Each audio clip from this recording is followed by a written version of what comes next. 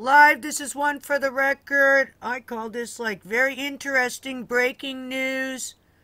Gunderson, U.S. government to allow highly radioactive material from nuclear plants into silverware, other items. And let's look at the letter, Congress of the United States, House of Representatives, to Mr. Chu. Hold on a moment. To continue, there's the rest of it. I had to screencast that for you so you can see it. And it says the Honorable Steve Chu, and it's from Congress of the United States, House of Representatives, January 11th, 2013. Dear Secretary Chu, I write to convey my grave concerns regarding your December 2012 proposal to rescind the agency-wide suspension of the release of radioactively contaminated scrap metal from Department of Energy, DOE, facilities for purposes of recycling it into consumer products that could ultimately be utilized by pregnant women, children, or other vulnerable populations. This proposal is unwise and should be immediately abandoned. Wow. And that's from Edward J. Markey, 7th District, Massachusetts. Heads up! Heads up! Oh, man. What's really going on? This is the Energy Education Podcast for January 13th, 2013. I'm Kevin Hurley. Today on the show, we'll talk about what are likely the three most problematic nuclear power plants in the U.S. First, uncertainty at the Fort Calhoun plant regarding issues of possible flood risk have been a topic of conversation for some time. Now, a former government geologist is weighing in on the issue. We'll take a closer look at what he's saying. Next, the Crystal River nuclear plant has spent 4 years asking themselves one question. We'll talk about that too. Also on the show, we'll talk about the highly controversial issue of recycling radioactive materials from nuclear power plants back into the consumer product line. Now, to discuss all of this and more, we're joined by Fairwind's chief nuclear engineer, Arnie Gunderson. Arnie, thanks for coming on the show. Hey, Kevin. Thanks for having me yet again. Well, some more news coming out of the situation in Missouri with the Fort Calhoun plant and the possible risk from flooding in the event of a failure of an upstream dam. Can you start off today just by talking a little bit about that? Yeah. You know, we've been talking about 4 nuclear reactors out of the 104 in the nuclear fleet. And those 4 are the 2 at San Onofre, Fort Calhoun, and Crystal River. All of them have been shut down now for more than a year. They seem to be the bad apples in the nuclear bushel basket right now. All 3 of them had major news this week. Then why don't we start off with Fort Calhoun and talk a little bit about what's happening in Missouri this week. Well, Fort Calhoun continues to be shut down, and now they're saying, well, sometime in the first quarter of 2013 it's likely to start up. But I think that'll get pushed out and out and out, as we discussed in the last podcast.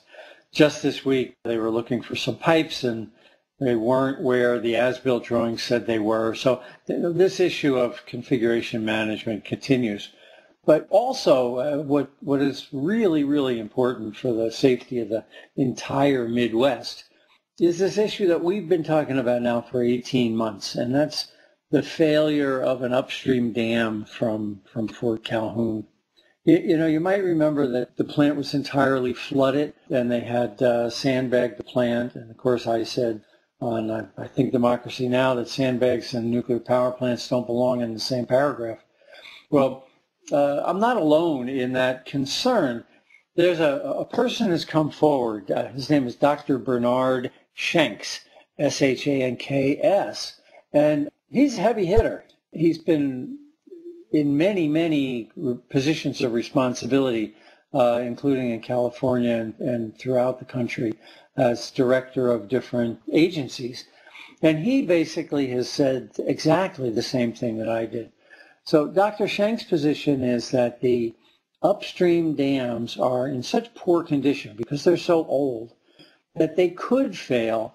And if we have a condition where there's a lot of water behind the dams, like 2 years ago, the failure of one dam could cause all of the others to cascade. Now, what that means is that all the way down in St. Louis, which is a long way down, people would be waist deep in water. But more importantly, up at the Fort Calhoun plant, we're looking at 35 feet more water than there was just in the flood 18 months ago. We're not talking about the little facility on the water where the surface water pumps are. That would obviously be inundated. But 35 or more feet of water would flood an awful lot of the safety-related components. This plant isn't designed for the failure of an upstream dam. During Fukushima Daiichi, I said that if the Unit 4 fuel pool catches fire, it would be Chernobyl on steroids. Well, Dr. Schenck says a quote that's similarly important and frightening. He said that if a upstream dam were to fail, it would cause a flood of biblical proportions. So these plants are not designed against biblical floods. These plants were right at their limit back in the flooding 2 years ago. So, we've got two issues at Fort Calhoun that are keeping the plant shut down. The first is that they don't know how it's built and they can't find the right drawings and the right calculations. That's bad enough.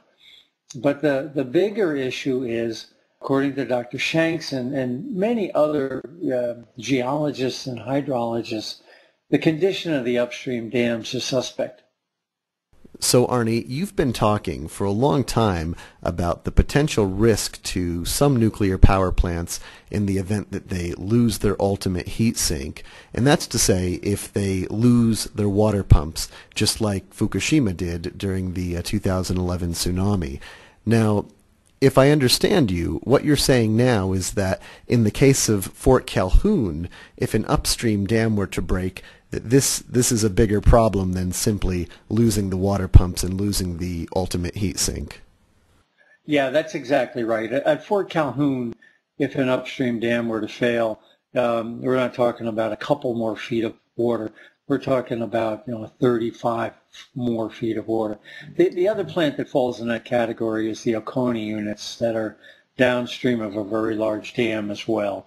And it wouldn't just flood the emergency service water pumps, but it would likely flood other safety-related structures too.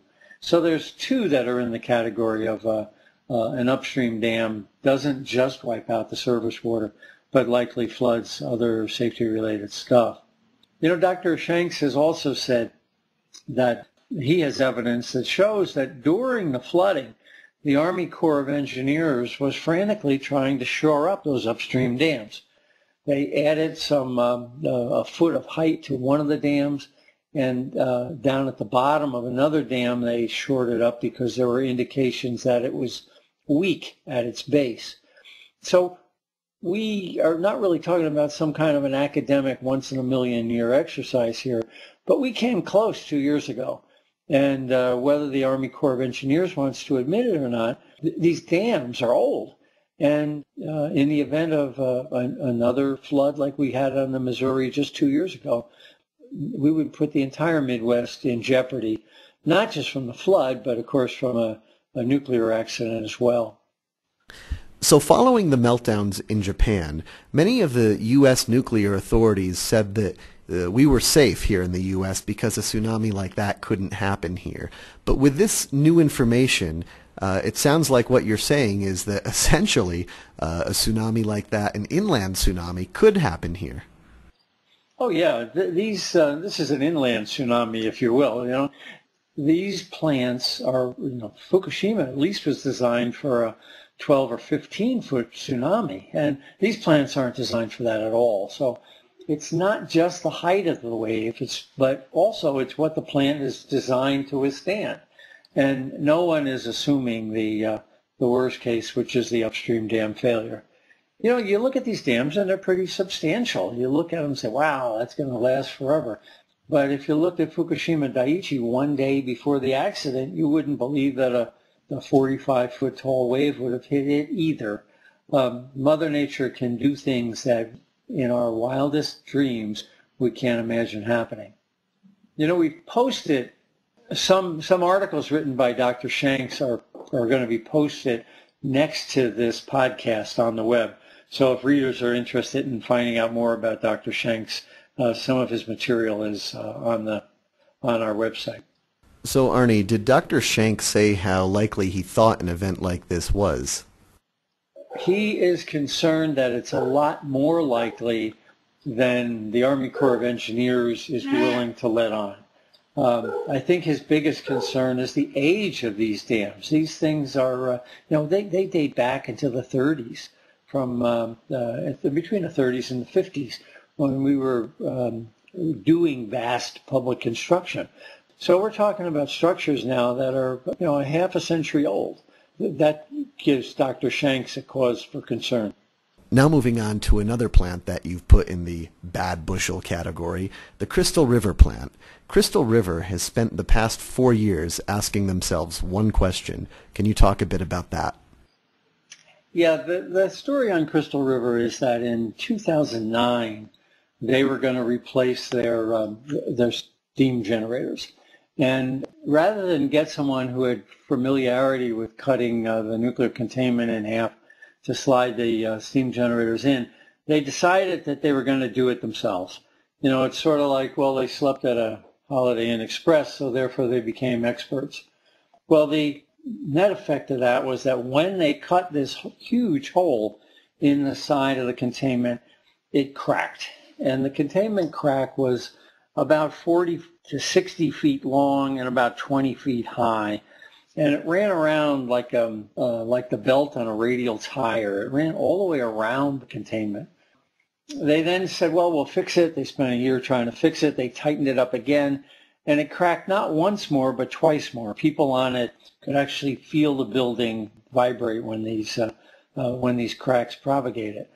So they thought they had it right when they did it the first time. They didn't. They thought they had it right when they did it the second time, and they didn't.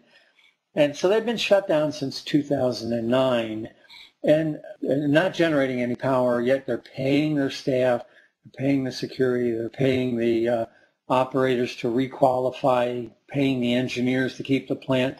They probably spent upwards of close to $1 billion already keeping a plant that can't run staffed with its professional complement. So just this week, they met in Florida with the regulators, and they said they're still not sure they're going to fix it. They then went on to say that they're still negotiating with the insurance company, and depending on what the insurance company says, they may pull the plug.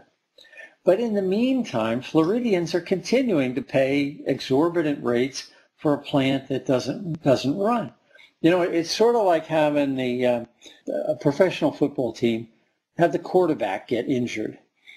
Well, this quarterback is going to be injured for 6 or 7 years, but yet Florida Power & Light is expecting the season ticket holders to keep paying to come to games that don't get played. I don't think that's a reasonable way to run a business. Basically, they're soaking the ratepayers of Florida in an attempt to keep this idled plant from going belly up. So it's been 4 years and they're still trying to make a decision. That's right. The previous owner was Progress Energy, and they sold to Duke. And Duke is seriously considering pulling the plug on the plant. It's interesting because last week we had a financial analyst at UBS suggest that Vermont Yankee didn't make any economic sense. And this week, we've got a financial analyst at another firm called Fitch. And he says that the Crystal River plant will likely be closed because Duke can't make economic sense out of it. So, the dominoes are starting to fall. We've had Kewaunee, which is shutting down in the Midwest. because of financial reasons. And now we've got UBS analysts and Fitch analysts also claiming that it makes no economic sense to keep other nuclear plants running. We're going to post that Fitch story on the website so people can read about it as well. Moving on, Congressman Markey has recently stated that he doesn't believe it's a good idea to recycle radioactive scrap metals and reintroduce them into consumer products. However, the Department of Energy and primarily Secretary Chu have been pushing for this for quite some time. Can you talk a little bit about that? Yeah, this idea of taking radioactive nuclear material and throwing it back into a smelter and with some clean iron ore and making less contaminated radioactive nuclear steel that then enters into consumer products, that's been around for years and years and years. You know, I think it's important to examine why we're doing this, why we're proposing doing this. Right now, radioactive material from inside a nuclear plant is not supposed to be melted down and sold as scrap iron. And there's a good reason for that. Obviously, it's radioactive and there are health hazards associated with it. But what the industry has been lobbying for years is to turn a liability, these huge radioactive vessels that are sitting on their property or sitting out on the Idaho desert, to turn these liabilities into assets to sell the scrap metal. So rather than pay someone to take it, they view this opportunity as a chance to get paid to sell it as waste scrap. I don't think... We're talking about the nuclear waste itself then. We're talking about the metal that's used in the containments and in the structures that's being irradiated from being in contact with the nuclear fuel. Yes, that's right. We're not talking about selling radioactive waste. We're talking about selling the iron and steel that a nuclear plant is made of, and then shipping that to a smelter where their other iron and steel would be added, and it would get melted down, and the radioactivity from the nuclear stuff would get spread out into other non-radioactive steel. So this stuff could become pots, and this stuff could become pans or forks, knives, spoons, anything metal in the consumer product line? Yeah, there's already been cases of radioactive material getting into the consumer product line. There's been a couple in India and China where radioactive cobalt that's used in X-ray sources has gotten into their smelters and been shipped out as consumer products. Bed Bath & Beyond just had some radioactive steel arrive at their plant in the form of tissue boxes to hold tissue paper. And it was only after the stuff actually was in their stores that they discovered that, in fact, their display case was radioactive. So this stuff has snuck into the waste stream already. But what the Secretary of Energy is saying, Secretary Chu, is that he wants to do it routinely. He wants to take a nuclear steam generator, which is highly radioactive, and melt it down and throw in some clean steel and spread out that radiation and then sell it back to you and me in the form of, pots, pans, forks, spoons, or construction material. Now, I'm not a scientist, but it doesn't sound like a good idea. There's two problems. One is that any level of radioactivity, regardless of how low, is cancerous. That's from the biological effects of ionizing radiation. But the other part of it is that the history in India and China is that this stuff doesn't get smoothly distributed. So what the Department of Energy wants to believe is that this radiation gets averaged out over a lot more iron and steel. But in fact, what happens is that it remains in lumps. So you may have some steel that's perfectly clean and another one that's considerably hot. And it's almost impossible to get a process that mixes it. Sort of like making chocolate chip cookies. You're going to get cookies and then you're going to get chunks. And those chunks of radiation, it's not clear that they get averaged out in the blender. So the silverware in my kitchen may be radioactive while the silverware in your kitchen is not, even if they had come from the same batch, is what you're saying. Yeah, that's exactly right. And you know, there's what happened this week that really brings us to the forefront is that Congressman Markey from Massachusetts issued a press release, and basically he said this is not a good idea. So I agree with Congressman Markey and suggest that the Department of Energy, you know, stop trying to sell radioactive steam generators into the waste stream. We have enough iron as it is. It's not like there's an iron shortage and we need to take all our contaminated nuclear material to make the shortage go away. There's plenty of iron. This is really a ploy by nuclear industry to make some money off of something that historically has been a liability. So let's just say I did have a radioactive fork. You know, you've talked a lot in the past about the risks from an external exposure of radiation, basically exposure to gamma rays, versus an internal dose of radiation, such as breathing in a hot particle or swallowing a hot particle. In the case of radioactive metals being reintroduced into the consumer product line, is the risk to the public mostly external or internal? I think that's a great question, and it's both. Of course, there's going to be an external exposure just from having the pot on your countertop or whatever. But let's just say you're cooking with it, and that radiation then leaches out into the water, which then gets into your food. So it goes either way. There's not a lot of data on this because it's never been tried, but and let's hope it never does get tried, because I don't see where it's helping you and me. It's not helping the consumer here to get any radioactive material in their baby spoons. The only persons that it's helping are the nuclear utilities that very much want to get rid of this material.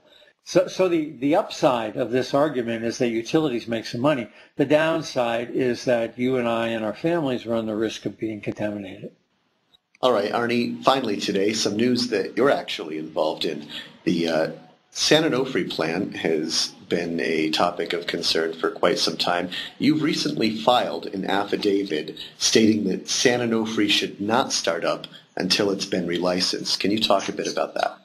Yeah, you know, I'm on a contract with Friends of the Earth, and I was their expert last year who determined that Southern California Edison had taken a lot of shortcuts in the design of these generators that led them to failing. You know, they were supposed to last 40 years, and in fact, they lasted 20 months.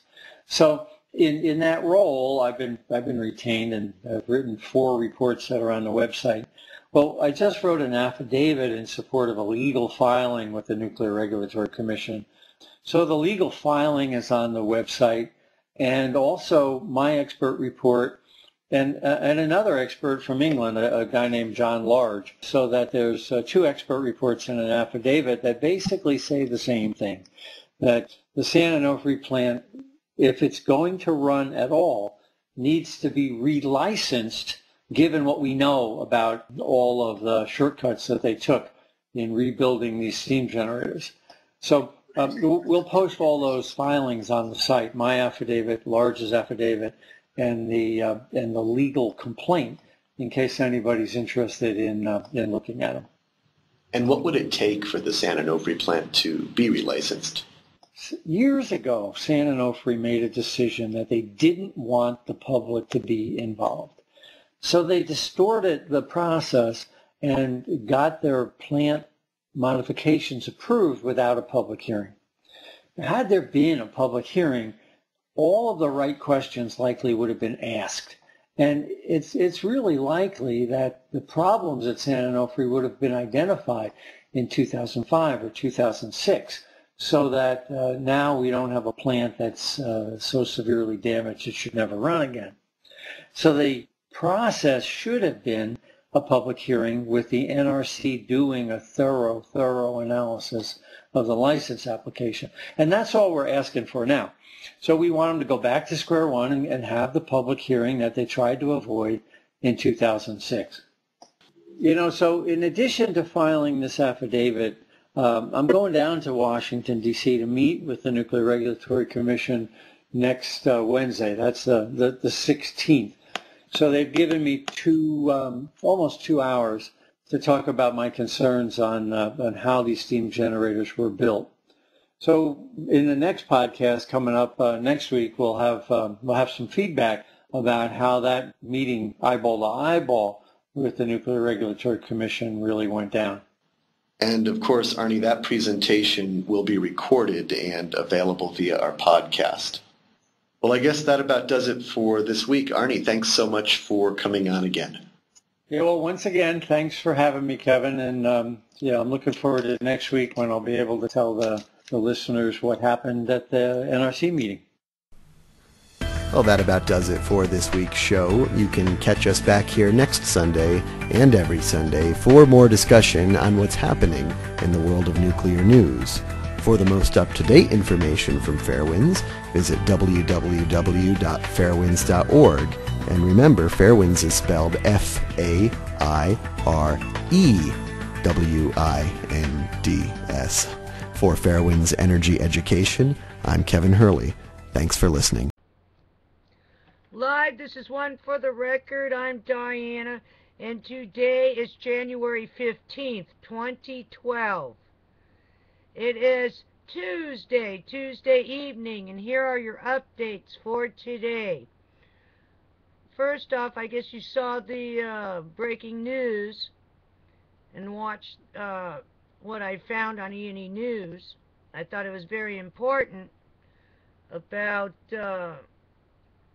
radioactive scrap metal from wherever they get it from, I guess nuclear plants, to be forged into and mixed in with other metals to make silverware and other wondrous utensils.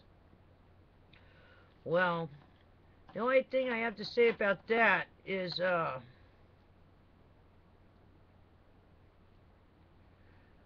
guess they're planning on earlier, remember during a few months ago they were talking about I think it was just a couple months ago, about prime beef from Fukushima going to exclusive restaurants. Well, maybe that's the kind of silverware you must use with that. So heads up to everyone, even the elite, because it's mainly the elite now that can afford to go to exclusive restaurants. You better make sure what your silverware is made out of. Also, that's going to affect everyone. So I'm assuming that Mr. Chu wouldn't mind being the test subject. Of course, we might have to get some grant funding, and we can see if there is any short-term and or long-term effects from using these utensils that might be radioactive. So I'm sure he wouldn't mind being the test subject, so maybe we can get some grant funding. Maybe we could do a grant proposal, do some grant writing here, and see if we can get some funding, and I'm sure he wouldn't mind being the test subject for this. Would he? Moving on, let's go to the short-term news. I found that a lot of people might not have liked the mainstream mixed in with this. So you can let me know with your comments. And this might be important for Mr. Lovespray too. Isn't it nice to know that they're going to be putting utensils out that might have radiation in them? So heads up. I think that's important to know, don't you? Sure, you heard about it already. Let's see here. Let's go to the watchers watching the world. 2012 ranked as the 9th warmest year since 1880 and continued long-term trend of rising global temperatures. Strong magnitude 6.2 earthquake at Pacific and Arctic Ridge.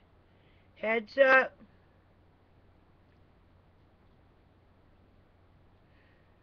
A disturbance in forest from Landsat perspective. Alrighty then, that's your the watchers watching the world. Moving on. The Extinction Protocol 2012 and beyond. Today, let's see. Heightened activity at Italy's Stromboli Volcano frightens residents. Also today.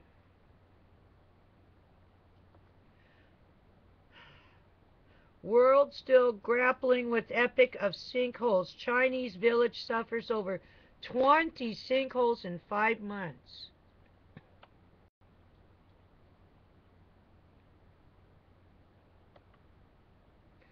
And that's it for today. Not a lot of news on the extinction protocol. Let's get rid of that one. Moving on. Fukushima. ENENEWS, energy news. Let's first go into U.S. Canada. Video. People have noticed cracking in their houses in Bayou Corn near giant sinkhole. As they vent, I feel they're going to have more problems. Also today, photo. Gas is seen bubbling up to surface of giant sinkhole. Officials say it's coming up from center and along edges. Also today, AP. 40 children hospitalized after gas leak at school in Nashville. I think I reported that yesterday from the AP breaking news. Also, Gunderson, U.S. government to allow highly radioactive material from nuclear plants into silverware. Other items? Also, see, that's what grabbed my attention. Analysts, this is yesterday. Florida, nuclear plant will likely be closed. Gunderson, the dominoes are starting to fall. Let's go into Fukushima, Japan. That was U.S. Canada.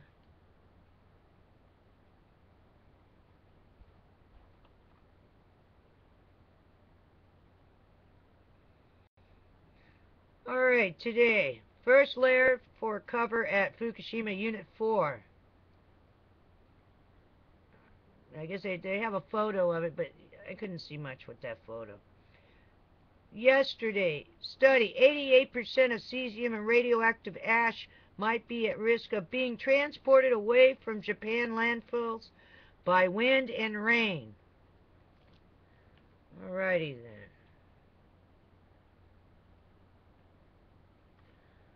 Alrighty, that's the news for today. It is 2 days down, 3 to go before the weekend.